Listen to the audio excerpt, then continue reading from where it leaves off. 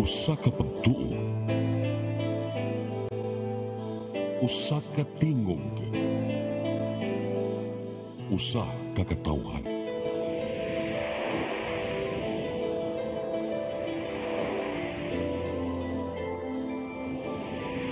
Cebu Catholic Television Network.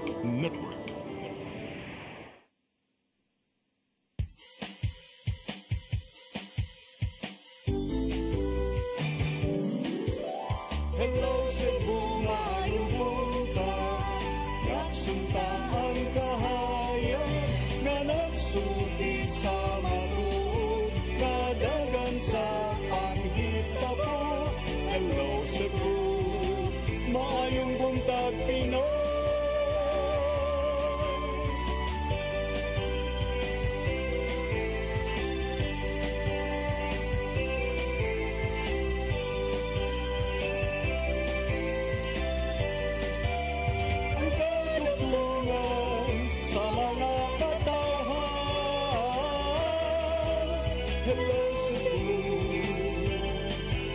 Hello Cebu, maayong buntag Pinoy, maayong buntag Pinoy, maayong buntag Pinoy.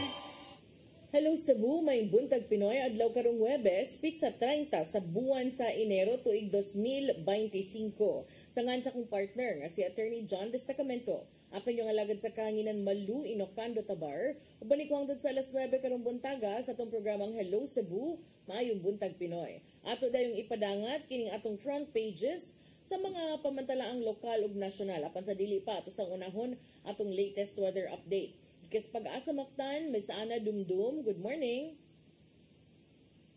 Yes, hello? Yes ma'am, maayong buntag.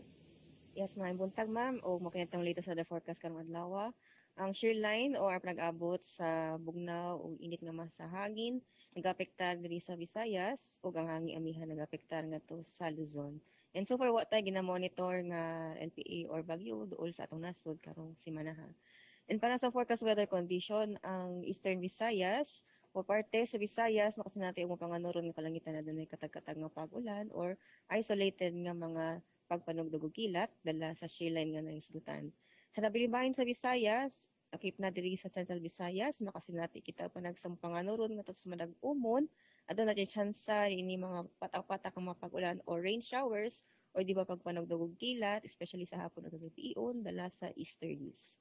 Kung sa hangin ug sa kadagatan, ang eastern section sa Visayas makasinati og kusog nga hangin ug ang kadagatan posibleng balaron ang kahimtang ug tungod niini nakaisa ang gale warning ngadto sa eastern seaboard sa Visayas. Usa na bahin sa Visayas, makasinati og kasarangan na hangin nagikan sa Minasidlakan ug ang kadagatan kasarangan pud ang pagbalon.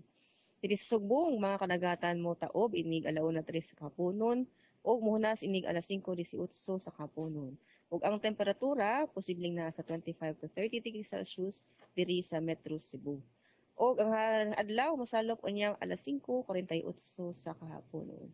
Ug diri na kukutob kini sa Dumdum gikan diri sa DOST Pag-asa. May buntag, daghang salamat. Daghang salamat Miss Ana Dumdum ug maayong buntag niyo tanan dinas Pag-asa Mactan.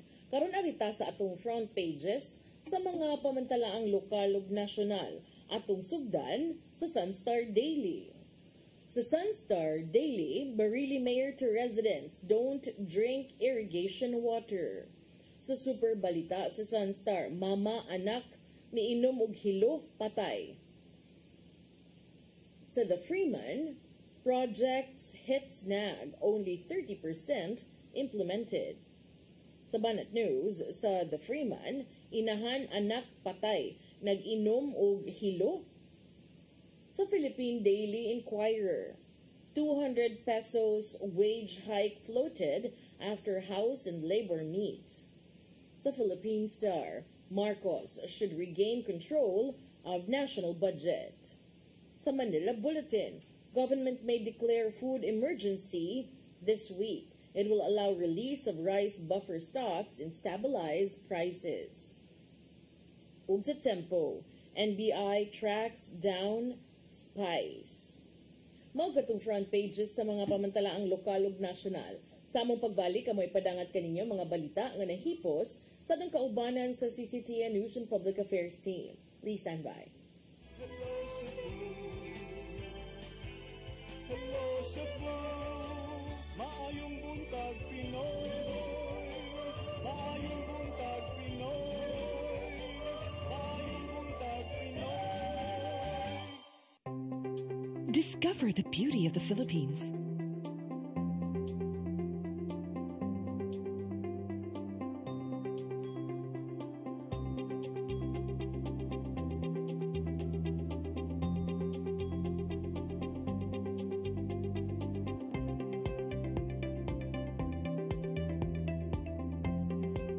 With Philippine Airlines, the country's flag carrier.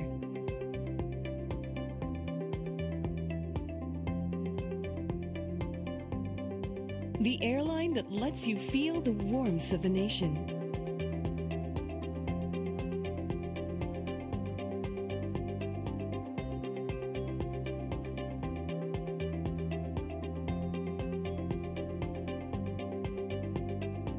Mabuhay!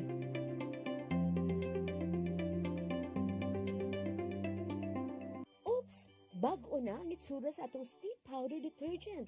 Mas gi pa maayo, mas gi pa epektibo pa ang iyang formula kaysa kaniadto. Paspas kaayo ang paglaba, malimpyo ug humot pagyud ang mga sinina. Mao nga sa among pamilya, kumpiyansa kaayo mi sa among labada. Barato na, nindot pagyud ang kalidad. Sulayi na, kay ato ni Bay, a product of Well-Made Manufacturing Corporation. Welcome to CCLEX, the future of toll bridges, where safety, convenience, and cutting-edge technology come together seamlessly.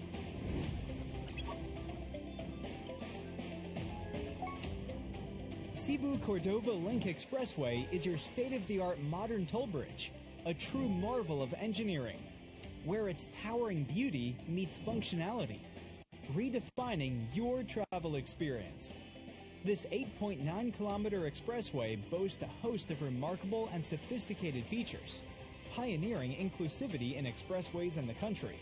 Our commitment to quality is unwavering. The road surface of our toll bridge is engineered to perfection, providing a smooth and comfortable driving experience.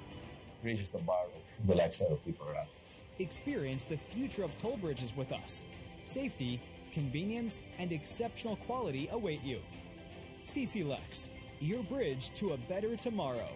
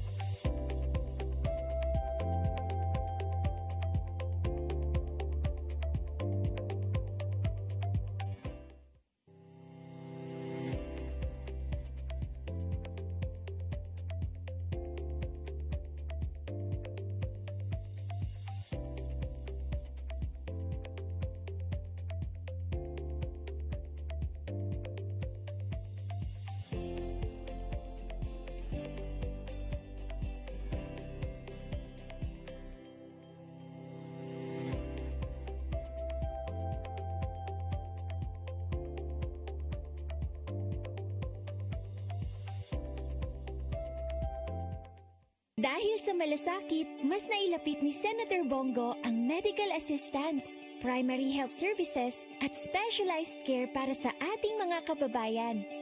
Sa malasakit, prioridad ang edukasyon para sa mas magandang kinabukasan. Samahan pa ng sports, panalo ang kabataan.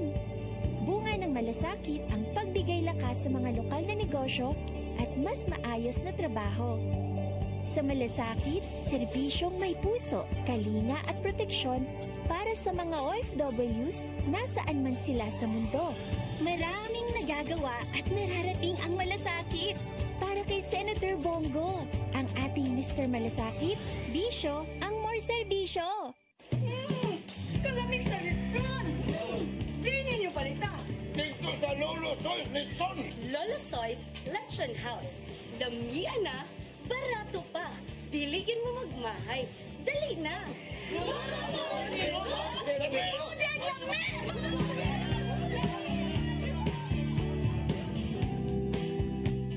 Your path to a new start. Nutrition, Exercise and elimination. water, Sunlight. temperance, Air.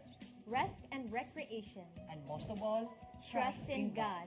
Learn from our doctors. Be blessed by the testimonies of our overcomers.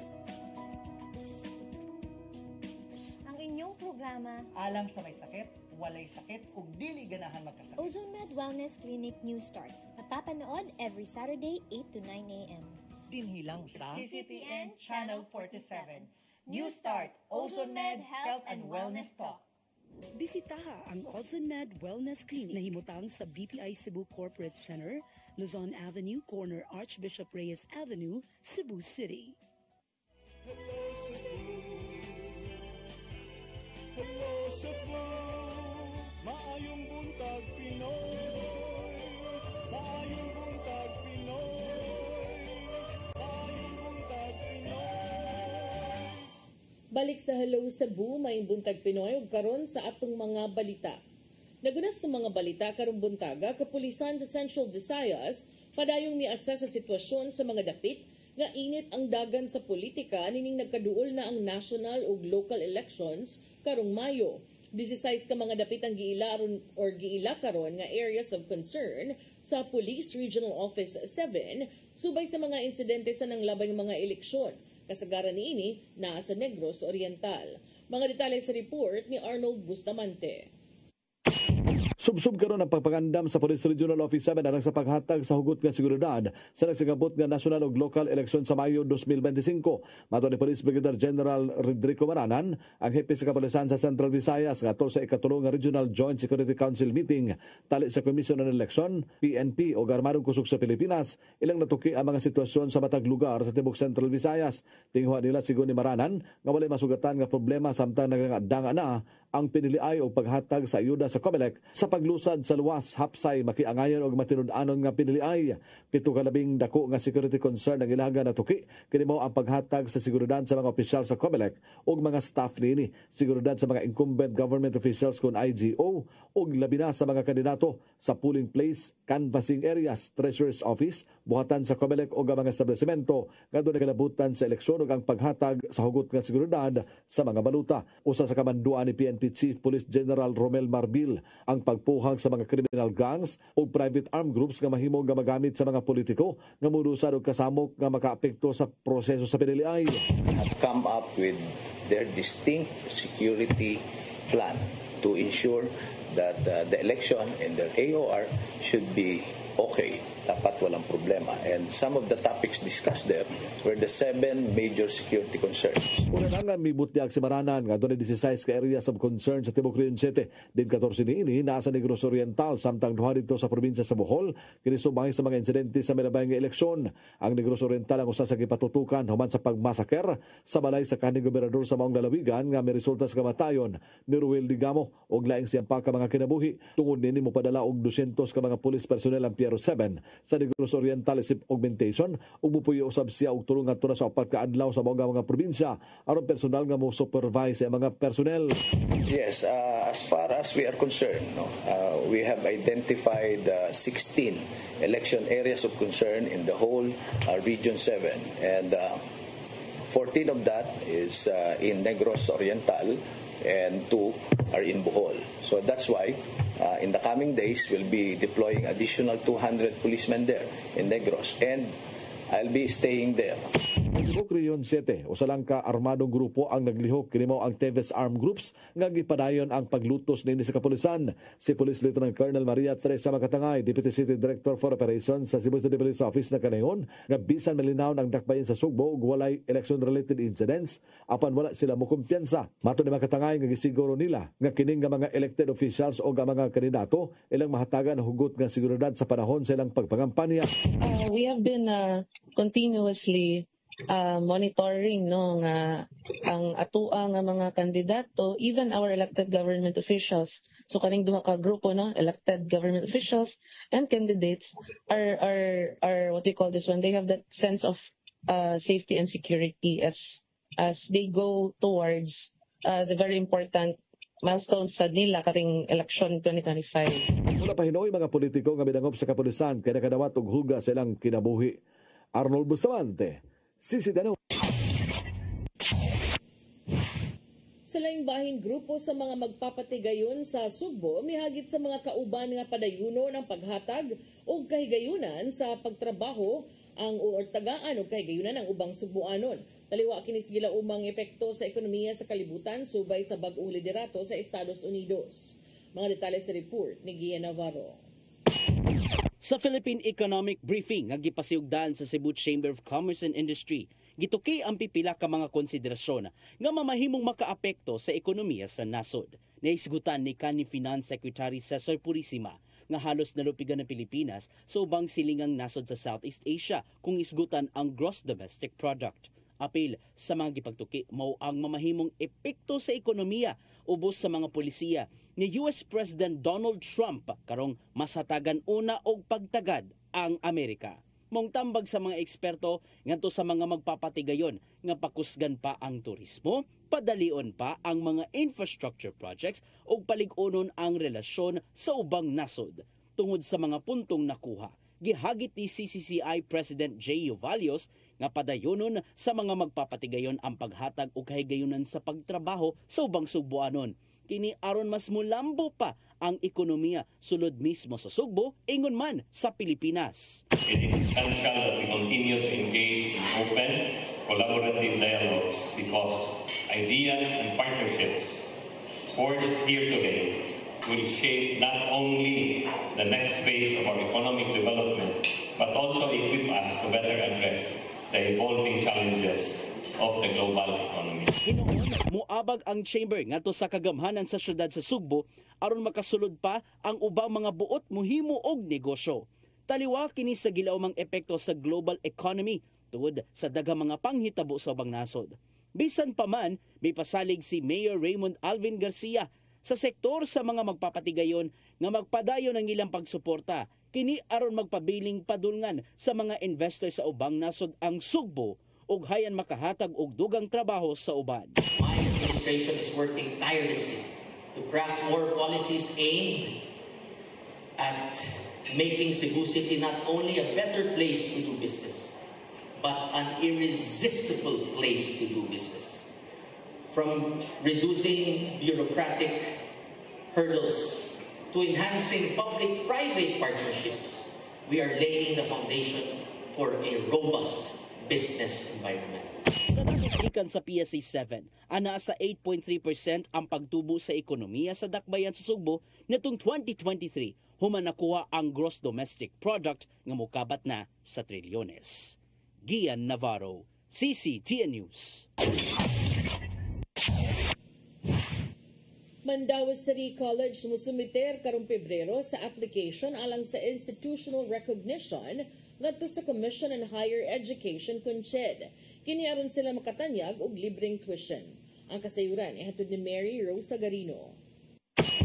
Padayon ang pag-comply sa Mandaue City College sa mga rekisitos alang sa application sa institutional recognition ngadto sa Commission on Higher Education CONCHED. Matud ni Consul Malcolm Sanchez, ang chairman sa Committee on Education, nga pipila na lang kaginagmay nga dokumento ang gikinahanglan o gipaabot ang appointment certificate gikan sa Civil Service Commission alang sa college administrator. Uwahing semana sa Pebrero ang gihatag nga schedule ngadto sa Mandaue City College alang sa pagsumiter sa mga rekisitos. Tinguha sa Mandaue nga maangkon ang Unified Student Financial Financial Assistance System for Tertiary Education kun UNIFAST aron makatanyag pagbalik og libreng tuition ang tunghaan. Sa kasamtangan ang kagamhanan sa syudad ang nag-abaga sa tuition sa moabot sa 2,000 ka mga estudyante.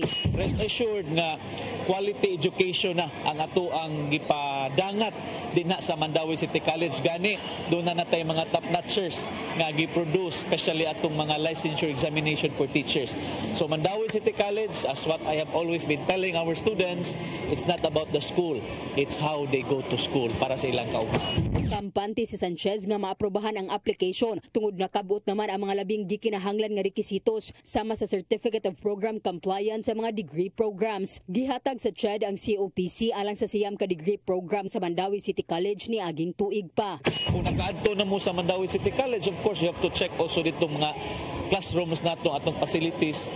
Compared to as before, nindot na gidron na nagyutay dako nga kausaban. Kung maaprobahan sa CHED ang application, mato ni Sanchez nga mapatuman ang libreng tuition sa sunod na nga school year. Mary Rose Sagarino, CCTN News. Sa Laing-Bahin Commission on Human Rights miduaw sa haya sa inahan og duha ka mga anak niini nga gipanigbas patay sa ilang padre de pamilya. Nitong Lunes sa buntag sa barangay Lutak sa siyudad sa Naga. Kabanay pa dayong nisinggit og hustisya sa nahitabo sa tulo ka biktima. Ang kasayuran ay hatod ni Arnold Bustamante. Giduaw sa Commission on Human Rights kun si HR7 ang haya sa inahanog duha ni ka anak nga gipangtigba sa padre de pamilya sa Purok Kamanggahan, Barangay Lutak, siyudad sa Naga. Sa panimalay sa pamilyang Jimenez, gihaya aga pateng lawas nilang nga Junilin na 32 anyos ug sa iyaga duha ka mga anak nga silang Giancarlo Camporedondo 11 ug nga LG 2 anyos. Wala na mohatag pagpapahayag ang representante sa HR7 apan ila nga nahinabi aga mga kabanay sa biktima. Apan lang gibot nga mohimo sila og ilang kaugalingon nga imbestigasyon. May kadabutan sa tibok ang panghitabo. Una na nga misinggit o hustisya ang amahan ni Junilin o dili papaigo ang kaso nga isang at sa suspitsado nga si Carlo Camporedondo kung dili kinabuhi usab ang angayan nga ibayad niini. Ang tulo gitakdang ilubong sa Sabado, Pebrero 1, 2025 sa publiko nga samang sa Dakbayan sa Naga. Si Camporedondo pa rin pa nga naka-hospital arrest nga gitakdang pasakanog kasong murder og duha ka ihap sa kasong parricide. Mato ni Police Lieutenant Colonel Bernino Nosirale, ang hepe sa Naga City Police Station, nga ugma pa nila isang atang kaso ni Camporedondo tungod kay doon na pa sila gikumpleto nga mga papeles. Lagip siyang gipahibaw nga mihatag na og hinabang ang kagabanan sa Dakbayan sa Naga alang sa pagpalubong sa patayng lawas sa tulo ka biktima. Lagip na ang paginahanglan sa nahabiling pamilya. Lakip sa gihatagan nila sa pagtagad ang 7 anyos nga lalaki nga wala maapil sa krimen tungod kay naa kini sa eskwelahan. Ang hepe sa kapulisan sa lalawigan sa Sugbo, Police Colonel Jovito Atanasio, may pahinumdum sa tanan niya nga mga chief of police nga kanunayon ang pagpahigayon og social awareness program sa laga mga konstituente ug dasigon ang publiko nga i-report sa kapulisan kung doon ay mga pagpangabuso sa mga ginikanan ilabi na sa mga amahan ngadto sila mga anak o asawa. Arnold Bustamante, CCTN News. Sa atong katapusang balita, 5 ka mga barangay workers ug 8 ka mga tricycle drivers sa barangay Kalawisan, Dakbayan, Lapu-Lapu nagpositibo sa drug test. Samtang duha usab ka mga tanod sa barangay Ibo nagpositibo sa lain usab nga surprise drug test nga gipahigayon niadtong milabayng semana. Una nang nadeklarar nga drug cleared ang nahisgutan nga mga barangay. Ang kasayuran ihatod ni Crystal Joy Felerca.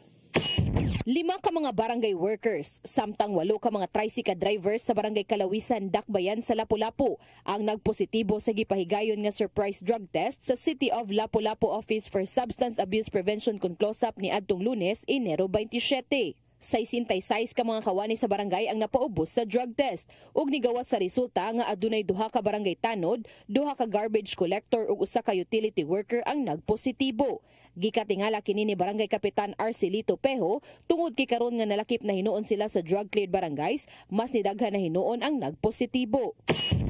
Kay the last time gamay ra man ito. Karon na 5 naman noon. Sa previous we have 3. Katong dili pata drug cleared. Matod niyang ang maong mga nagpositibo suspensohon sulod sa usa ka buwan ug ipaubos sa community-based rehabilitation program. Samtang sa 67 ka mga tricycle drivers nga gipaubos sa drug test, wala usab kanila ang nagpositibo. Apan nibutyag ang kapitan nga adunay 4 nga blurred ang resulta sa ilang drug test, maong kinahanglan untang i-confirmatory test apan niangko na kini kaniya. According to close-up, blurred siya, so kinahanglan siya confirmatory. i-confirm.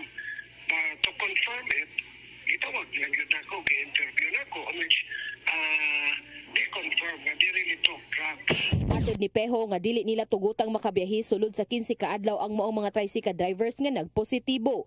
Dugang pa niya nga adunay katungod ang barangay nga mosuspenso kanila tungod kay sila mo ay nag-issue sa ilang permit. Magsugod ang suspension sa duha ka tanod ug usa ka garbage collector lakip na ang mga tricycle drivers karong Pebrero 1. Samtang ang usa ka garbage collector ug utility worker magsugod ang suspension sa Pebrero 16 aron nga matud pa ni Peho nga dili maapektuhan ang ilang operasyon. Gidugang pa ni Peho nga ang mga barangay workers makabalik sa ilang trabaho paghuman sa usa ka buwan nga suspension kung makapresenta sila og negative nga resulta sa drug test ug sila na maoy mo gasto niini. Susama gihapon ang mahitabo sa mga tricycle drivers paghuman sa 15 ka adlaw. Subay sa maong balita, duha usab ka mga tanod sa barangay Ibo ang nagpositibo sa surprise drug test ni adtong Enero 22 tuig 2025. Ni anang adlaw 75 ka mga barangay workers ang gipaubos sa drug test. Matod ni Barangay Kapitan Rose Makasaol nga aduna siya'y mga gipangdudahan ug ang duha nga nagpositibo lakip niini. Dugang pa niyang suspensohon sulod sa 6 ka buwan ang maong mga tanod ug ipaubos sa community-based drug rehabilitation program.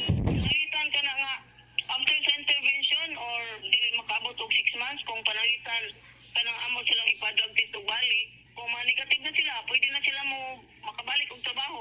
Kung ugaling dili sila mo paubos sa intervention, taktakon sila sa ilang trabaho. Ang Barangay Kalawisan ug Barangay Ibo na deklarar na nga drug-cleared barangays. Matod ni Gary Lau, ang pangulo sa close-up, nga dili hinuon nagpasabot nga adunay nagpositibo, mataktak dadayon sila sa ilang pagka-drug cleared. Apan hatagan sila og usa ka buwan nga mobuhat og intervention.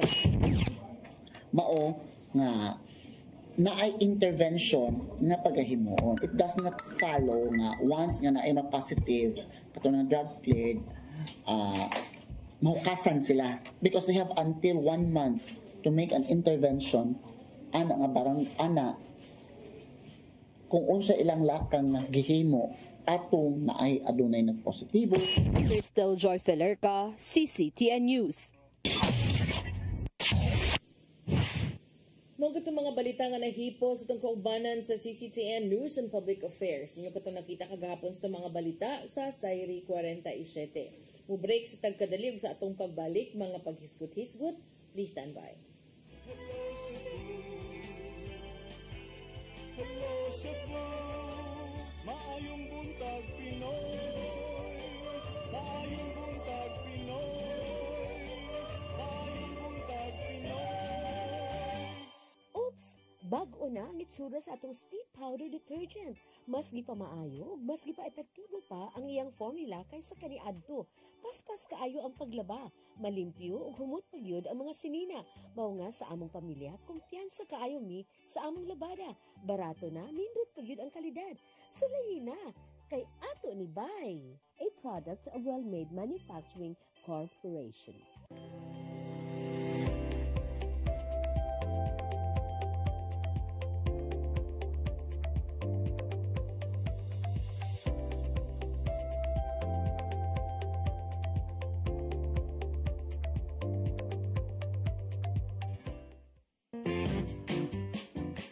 In the heart of Cebu lies an ideal place for the people on the go. Uncle Tom's Cabin Hotel gives guests a convenience of quick and easy access to Cebu's business centers, offers spacious rooms furnished with all the modern-day amenities. Uncle Tom's Cabin Hotel, located at MP Yap Street, Barangay Capital Site, Cebu City. For reservations, call 032-888-8667. On behalf of Fairchild Cooperative, I would like to thank all the members who have been with us all these years and who continue to support and patronize our services. At this time, I would also like to invite new members who will be part of our growth and push forward for a bigger cooperative movement, not just in Region 7, but the entire country of the Philippines.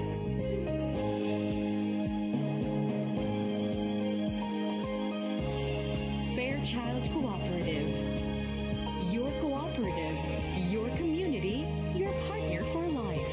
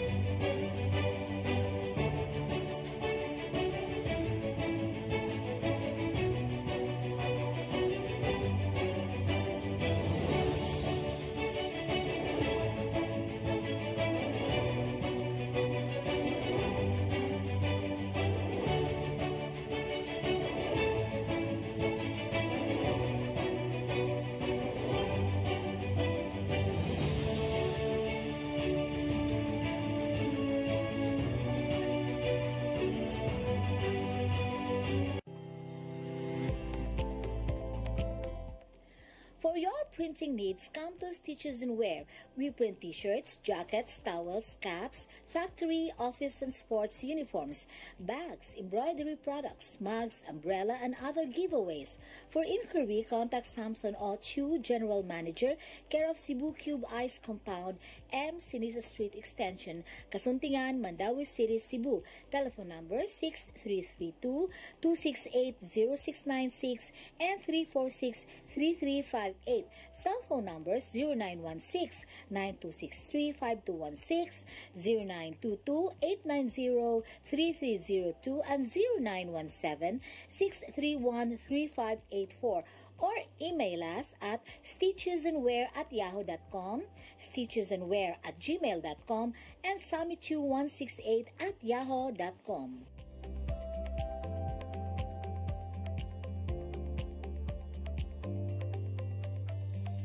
Let your appetite be just right at Sixto and Bening Meat Store. Sixto and Bening Meat Store specializes in chorizo, tocino, beef, and pork tapa. Sixto and Bening Meat Store is located at stall number 4849, Unit 1, Meat Section at the Carbon Public Market, Cebu City, with telephone numbers 256-1581 and 259-6569. It's the place where you can find the best meat deal in town. Buying your fresh meat at a low price? Come to Sixto and Bening Meat Store. Kung chicharon ang sumsuman, snack o pangsudan, Chilen ang anging banatan. Chilen Chicharon, available at SM Supermarkets and Hypermart Metro Manila. Also at Guadalupe Corner, Enveles and V. Rama Street, and at 078 M. Pacanya Street, Tisa, Cebu City. Ask for more if you can taste the flavor of Chilen Chicharon. Chilen Chicharon.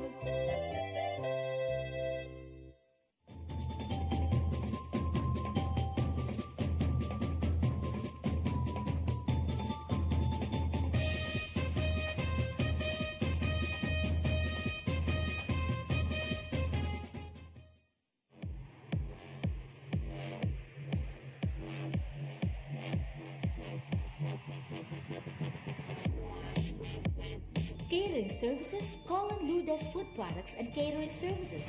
They accept catering for weddings, birthdays, anniversaries, graduations, baptisms, conferences, seminars, house blessings, and other special occasions. Lourdes Food Products and Catering Services, located at 180 Katipunan Street, Tisa, Cebu City. For reservations, contact Lourdes Gomez. Telephone numbers 2626643 and 2618072, and cell phone numbers 0925-893-3888 and 0922-875-1158. Lourdes Food Products and Catering Services is willing to serve you.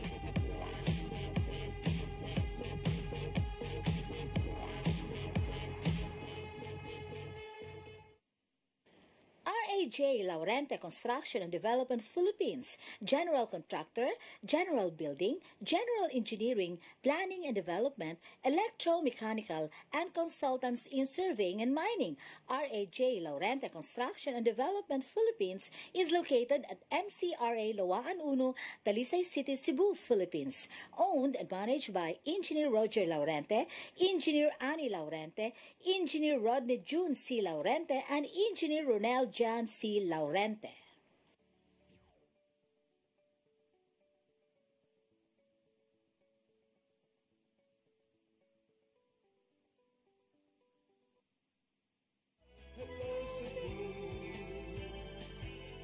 Hello Cebu, maayong buntag Pinoy, maayong buntag Pinoy, maayong buntag Pinoy. Balik sa Hello Cebu, may buntag Pinoy ug karon sa atong mga paghisgot-hisgot. Niya karong adlaw dinhi sa Sugbo, so mag-expect sa tag a bit of traffic in some portions kay ani karong adlaw si Presidente Ferdinand Bongbong Marcos Jr. Ani siya karon alang sa mga nagkalain-laing mga kalihukan, different engagements sa iyang labing unang pagbisita sa lalawigan sa Sugbo karong tuiga. Ang presidente magsugod sa iyang pagbisita karong adlaw pinaagi sa pagtambong sa meeting sa Regional Development Council kun RDC 7 meeting, diin siya makigtagbo usab sa mga opisyales sa RDC sa tunga-tungang Kabisayan aron hisgutan ang mga nagkalain-laing kalambuan o mga priority projects sa rehiyon. Humaniini ang presidente motambong usab sa National Convention of Lawyers nga gi-organize sa Integrated Bar of the Philippines. Ang IBP nga maoy official organization sa tanang mga abogado sa nasod mupahigayon sa ilang ika-20th National Convention of Lawyers. Ubos usab sa tema From Milestones to Horizons, Strengthening the Future of the Legal Profession. Kini mong kalihukan tumong niini maong paghiusa sa mga legal professionals lukop nasod aron magsaulog sa ilang mga kalampusan ug aron usab matubag maaksyonan ang mga nagkalain-laing hagit nga giatubang sa ilang propesyon. Karong tuiga gipaabot nga 3,984 registered participants sa tanang IBP chapters lukop nasod ang mutambong, samtang si Supreme Court Justice Alexander Gesmundo ipaabot usab nga mutambong. So karong adlaw ay kimo palabig kiat-kiat sa inyong mga naong tarungan na ninyo atiman ato mga bisita kay 3,984 ka mga abogado ang magsuroy-suroy sa Sugbo karon tungod aning ilang kalihukan. Mao dito kagahapon nga ang among flight daghan man kaayog mga abogadong nanakay tungod ni aning maong kalihukan. Human sa IBP nga activity, ang presidente mo adto usab sa One Cebu nga luncheon meeting, iyang ubanan si Governor Gwen Garcia, ang maong panagtapok maglakip sa mga nagkalain-lain nga mga government officials gikan sa Sugbo ug sa uban pang mga lalawigan sa Kabisayan, lakip na ang mga gobernador ug vice-gobernador, provincial board members, mayor ug vice-mayor aron ipakita ang ilahang unified support for the administration. Samtang sa hapon, si Presidente Marcos may mangulo sa inaugurasyon sa bag-ong alternate runway sa Mactan Cebu International Airport. This is a 2,560-meter long and 45-meter wide infrastructure project nga gidisenyo aron mosuporta sa nagkadaghan ug nagkadako nga air traffic demand sa maong tugpahanan.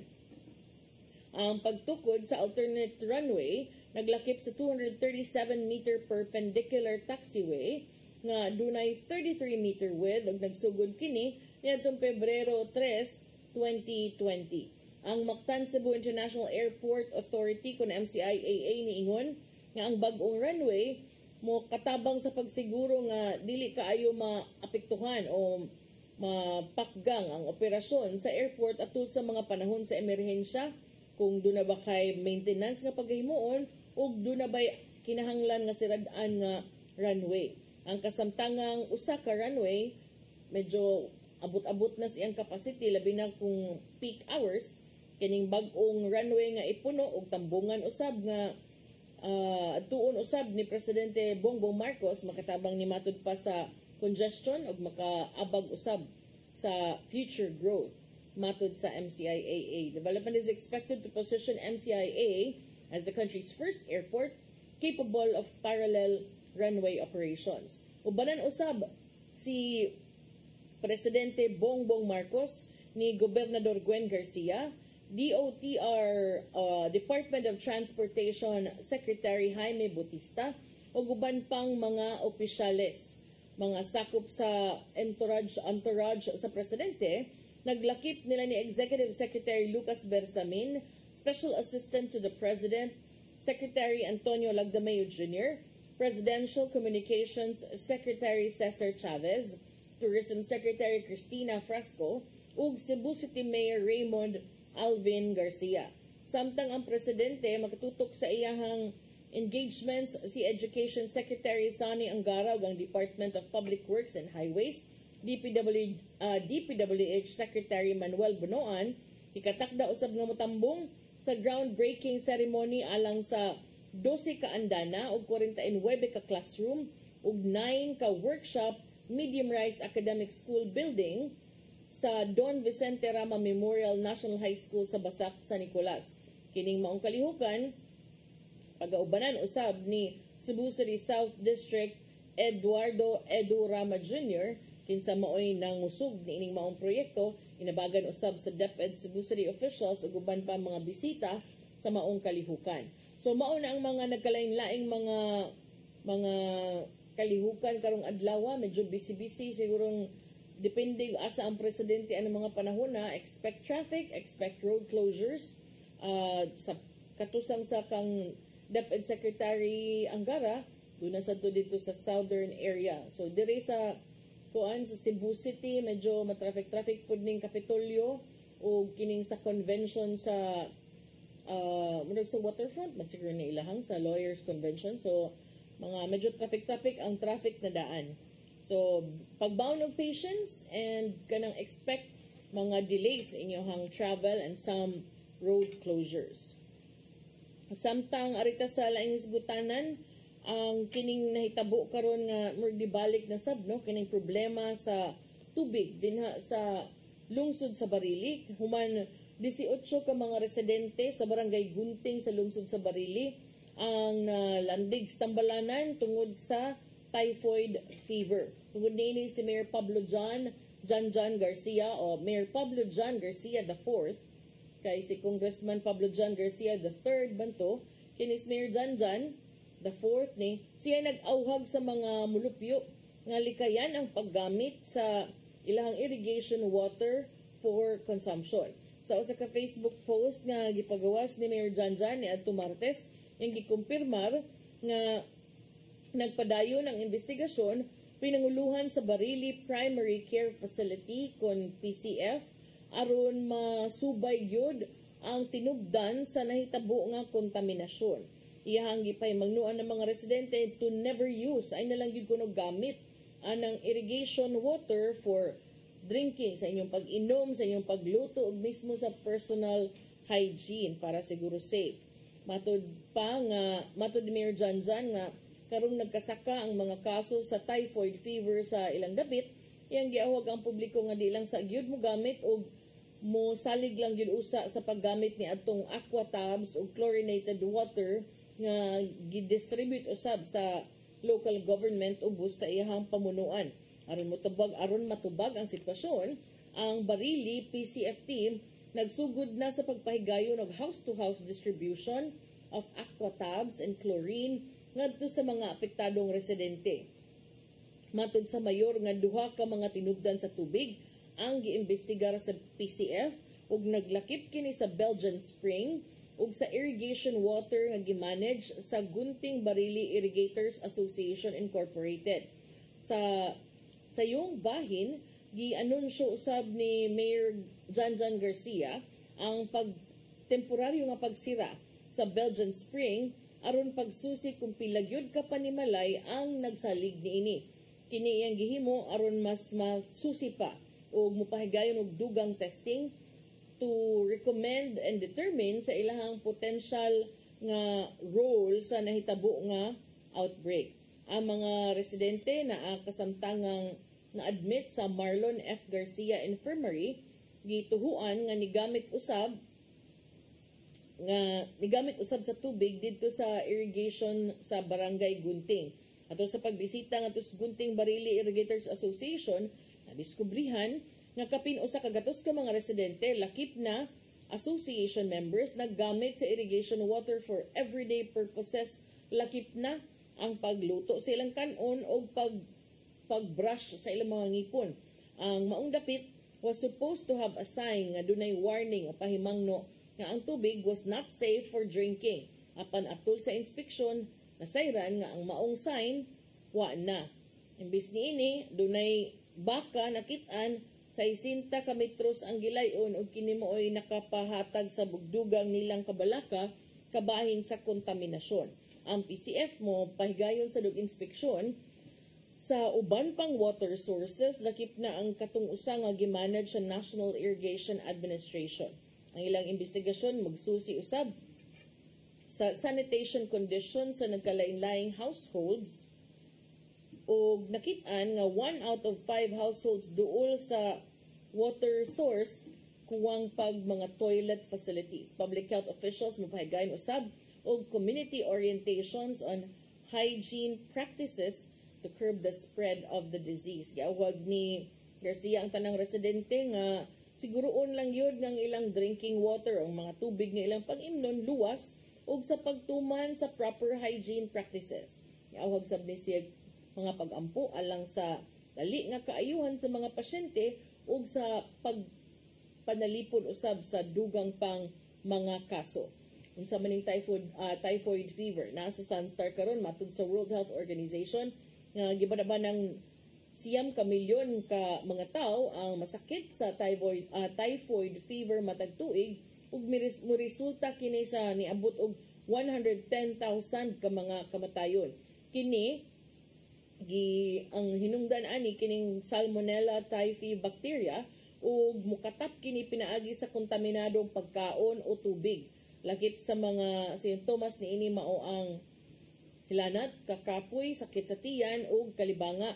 Sa grabe nga mga kaso, posible kining muresulta sa mga komplikasyon nga makahulga na sa kinabuhi. Ang World Health Organization nitumbok sa kaimportante sa limpyo nga tubig, pagpanglimpyo, pagbakuna aron mo menos usab ang pagkatap sa maong sakit, labi na sa mga dapit nga limitado ang access sa limpyo nga tubig mainom. So magmatwon ta na nasay typhoid fever ron o nya check lang good every now and then, especially sa contamination. So posible kay tong pugaw sa katong baka no nga nakit-an dito mao nang mas maagyod nga kato na lang aquatabs gamiton sa itong mga kaigsuunan dinas barili para safe yun. Yawa naman tay oras, ato'y padangat ang giandam ni Tatay Dodong aniyang pulong ug kinabuhi.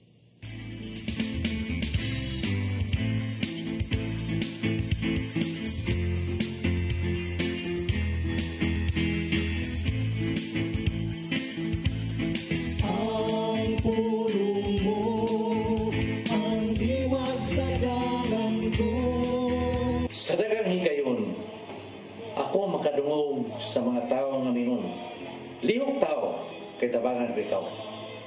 Sumapa nila, ang Ginoo kuno mo'y misulti nini. Apan sa akong bahin, lahi ang isulti sa Ginoo. Ang Ginoo mingon, lihok tao, kay gitabangan ko na ikaw. Busa, way labing dako nga problema nga dili mahimong atubangon nato nga adunay pagtuo ug pagsalig sa Ginoo. Kay sa 1:16:33 sa Ginoo, gisulti ko kini kanyo aron makabaton kamo kalinaw, pinagi sa inyong pagkahiusa kanako. Pantuson kamo sa kalibutan, apan ayaw kadlok kay gidaog ko na ang kalibutan.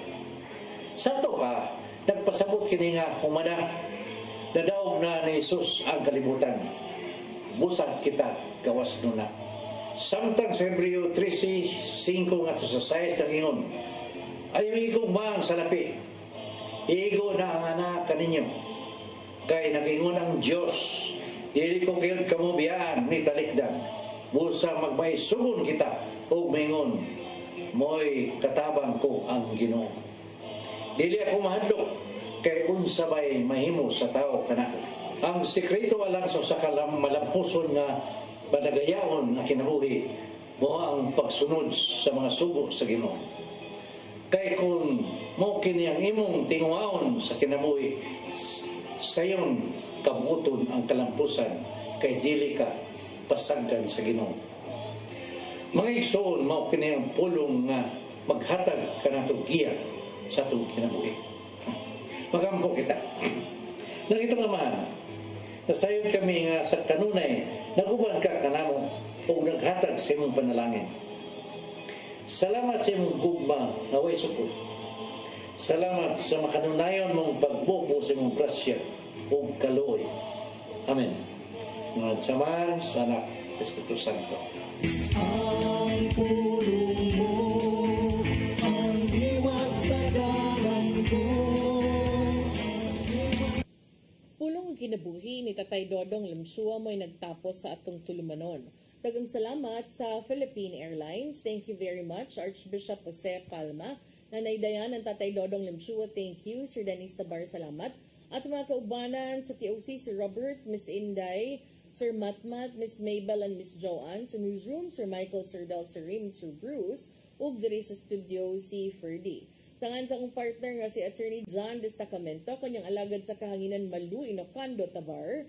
Unya, magkita tagbalik ugma sa ato ang programang Hello Cebu Mayong buntag Pinoy. God bless us all.